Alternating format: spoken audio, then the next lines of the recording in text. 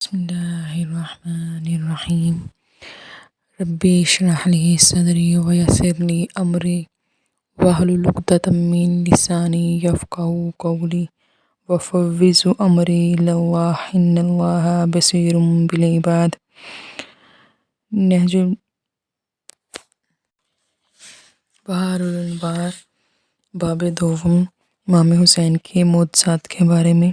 شہر اشوب نے کتاب مناجات میں عبدالعزیز سے روایت کی ہے کہ ایک دن ایک گروہ حضرت کی خدمت میں آیا اور عرض کیا، یا ابن رسول اللہ، آپ اپنے فضائل اور مناقب بیان فرمائیے۔ حضرت نے فرمایا، تم ہمارے فضائل کے سننے کی طاقت نہیں رکھتے، بس تم سب ہٹ جاؤ اور ایک شخص کو میرے پاس چھوڑ جاؤ تاکہ میں اس سے کچھ کلام کروں۔ اگر وہ شخص میرے کلام کو سن سکے گا تو میں تم سب سے کہوں گا۔ چنانچہ سب ہٹ گئے اور ایک شخص رہ گیا۔ حضرت نے اس سے کچھ کلام فرمایا، بس حضرت کا کلام سن کر وہ شخص متحیر اور سراسیمہ اور از خود رفتہ ہو گیا اور کسی کو کچھ جواب نہ دیتا تھا۔ بس یہ حال دیکھ کر سب واپس چلے گئے۔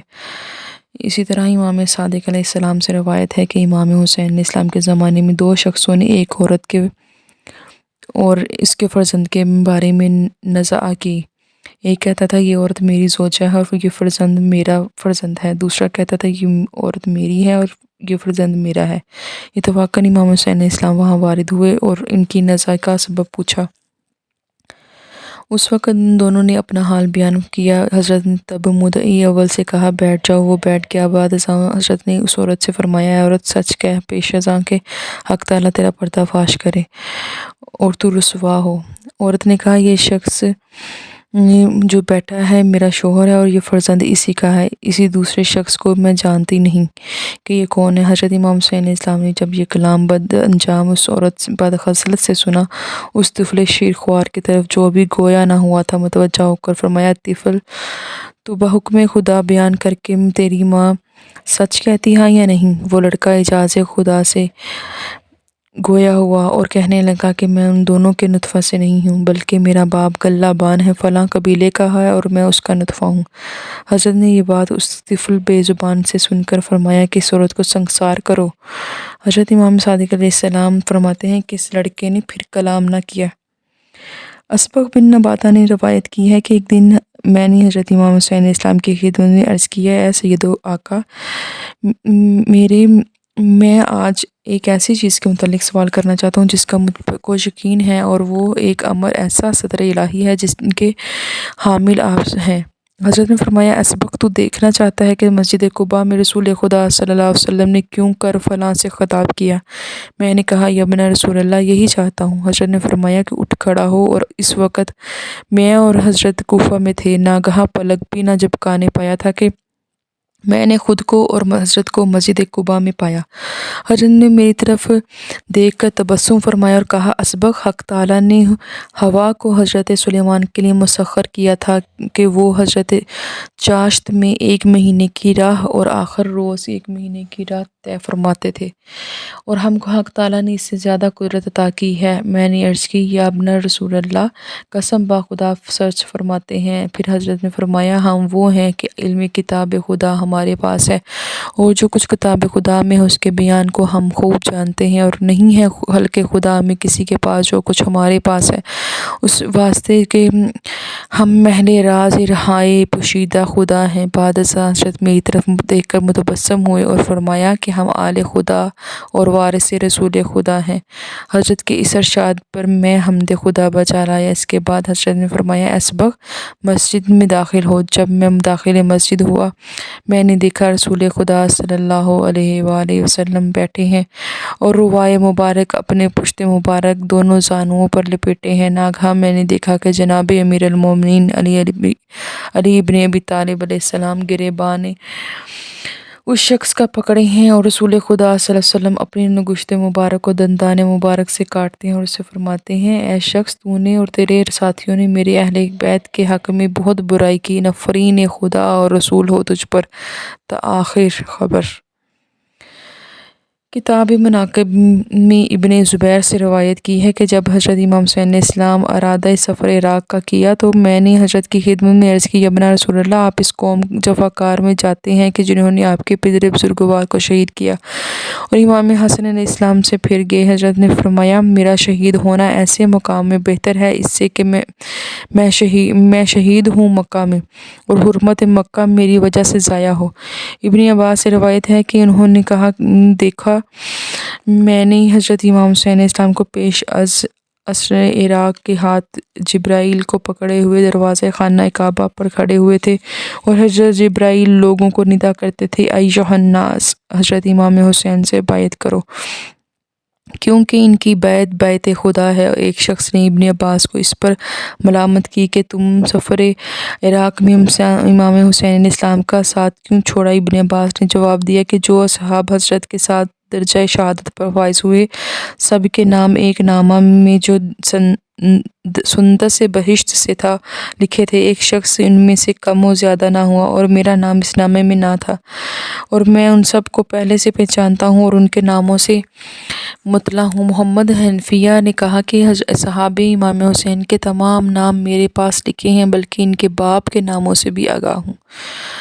اور کتاب نجوم میں حضرت امام صادق سے منقول ہے کہ ایک سال حضرت خامس آل ابا جناب سید الشہداء پیادہ حج کو تشریف لے گئے۔ اثناء راہ میں بسبب باد مسافت پائے مبارک حضرت کے متورم ہو گئے۔ بعض غلاموں نے عرض کی، یابنا رسول اللہ،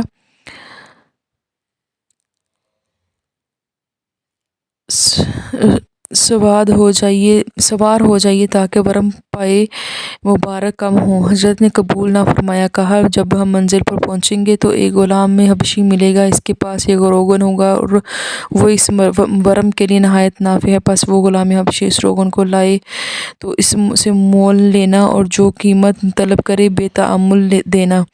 حضرت کے ایک غلام نے تعجب کیا اور کہا، یابنا رسول اللہ، میرے ماں باپ آپ پر فدا ہوں، اس منزل میں کوئی روغن فروش نہیں ہے۔ حضرت نے فرمایا، عنقریب وہ آئے گا۔ جب بقدر ایک منزل کے راہ طے کی، ناگہاں ایک غلام سیاہ دور سے نمودار ہوا۔ حضرت نے اپنے ایک غلام سے فرمایا کہ جا اور روغن کو خرید کر قیمت اس کی دے۔ جب وہ غلام بموجب ارشاد حضرت اس حبشی کے پاس گیا اور روغن طلب کیا، حبشی نے پوچھا، کس لیے طلب کرتے ہو؟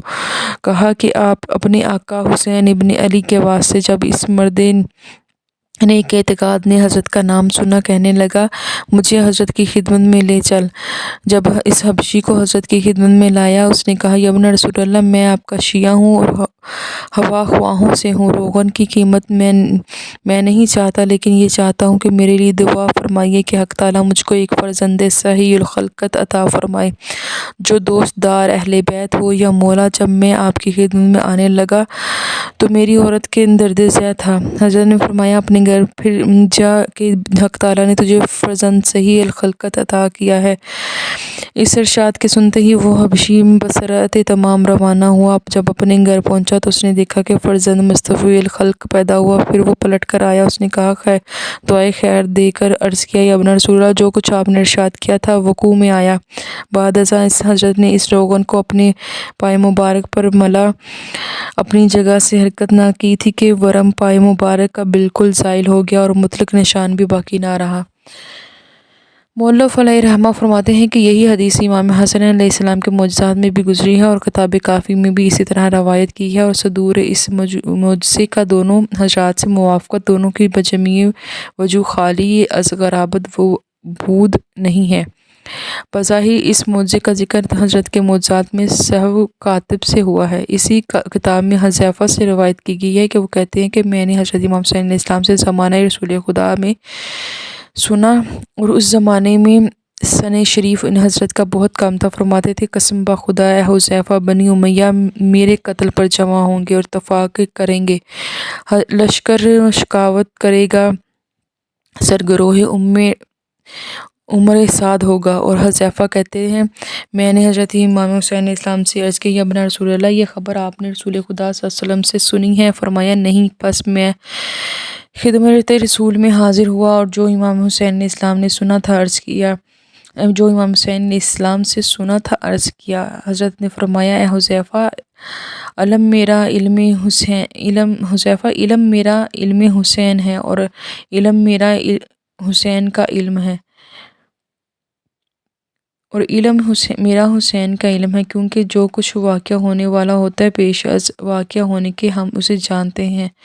کتاب عیون المعجزات میں امام صادق علیہ السلام سے، انہوں نے اپنے بدر بزرگوار حضرت امام محمد باقر علیہ السلام سے اور انہوں نے امام زین العابدین سے روایت کی ہے کہ ایک بار اہل کوفہ حضرت امیر المومنین علی بن ابی طالب علیہ السلام کی خدمت میں آئے اور کمی باران کی شکایت کی اور کہا یا مولا، آپ ہمارے حق میں سبحانہ تعالیٰ سے طلب باران کیجیے۔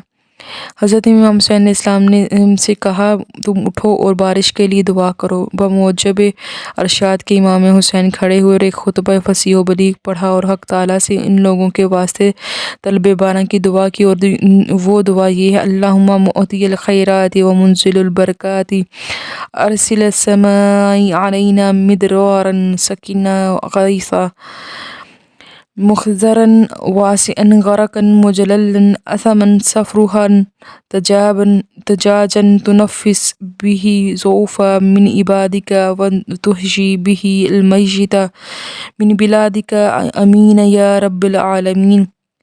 حضرت دعا سے فارغ نہ ہوئے تھے کہ یکایک بارش ہوئی۔ اسی وقت ایک اعرابی نواحی کوفہ سے آیا اور یہ خبر لایا کہ میں تالابوں اور گھاٹیوں کو پانی میں سے چھلکتا چھوڑ آیا ہوں۔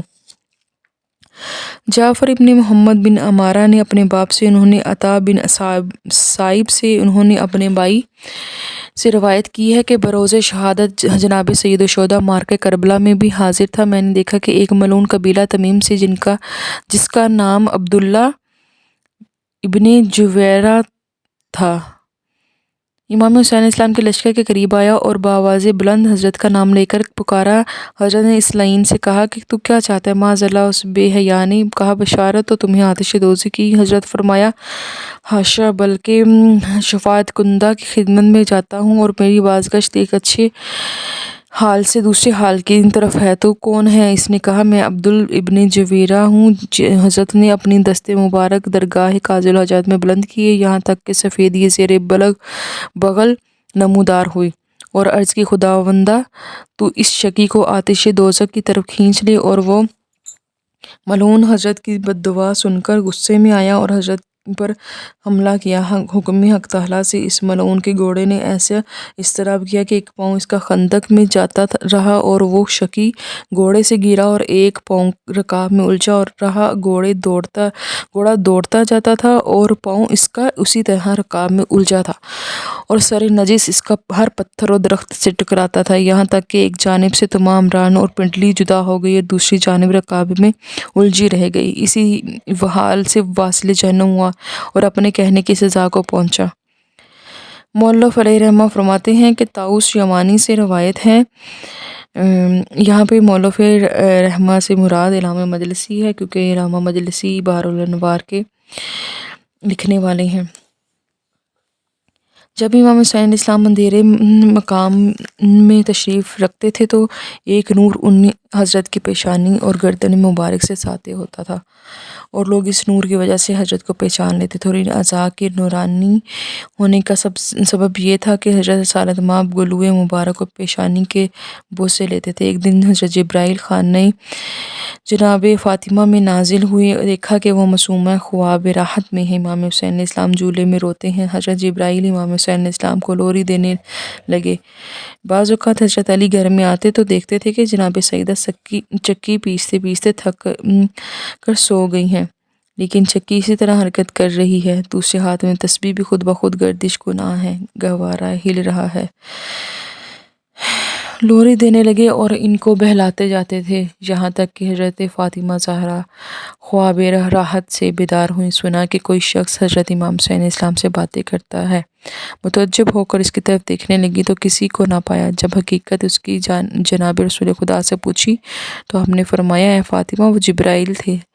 بعض معجزات آپ کے پہلے مذکور ہوئے، اکثر آئندہ آئیں گے، خصوصاً باب شہادت و وقوع ما بعد شہادت میں۔ یہاں پر امام حسین علیہ السلام کے معجزات باب دوم کمپلیٹ ہو گیا۔ انشاءاللہ ہم اگلے ویڈیو میں ہم انشاءاللہ آڈیو میں ہم شیئر کریں گے باب 100، تیسرا باب۔